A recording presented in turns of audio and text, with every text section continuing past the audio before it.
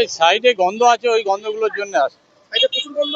হ্যাঁ, মানে একদম সেই গন্ধটা একদম নাকে লাগলে আমি সহ্য করতে পারছি না। পুরো বিয়ে করতে না পারছি না না। তাহলে এই যে মমতা বন্দ্যোপাধ্যায় এলো যে হ্যাঁ, কি করলো তাহলে?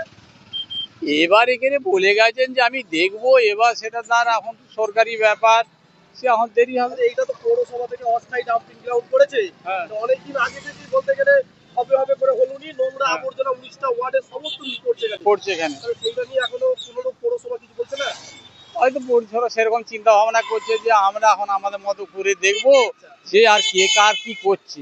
জনগণের যদি কিছু অসুবিধা হয়, সে তার জন্য কেউ কিছু করবে মানে জনগণের অসুবিধা হলে কেউ নেই পাশে? না। কেউ নেই। না, আরে দিদি তো এই রাস্তা দিয়েই কামারপুকুর গেল, দিদির চোখে আড়াল করার জন্য ভিউ কাটার লাগানো হলো পৌরসভার তরফ থেকে। ভিউ কাটার লাগিয়েছিল যাতে দিদির চোখে এই নোংরা আবর্জনা না পড়ে। কি বলবে? সে তো করবে, বড় বড় যারা নেতা নেত্রী আছে তারা তো সেই মতোই চলবে। এখন দরকারের সময় সাধারণ মানুষকে দরকার লাগবে, তারপর আর কিছু করবে না। মানে বলতে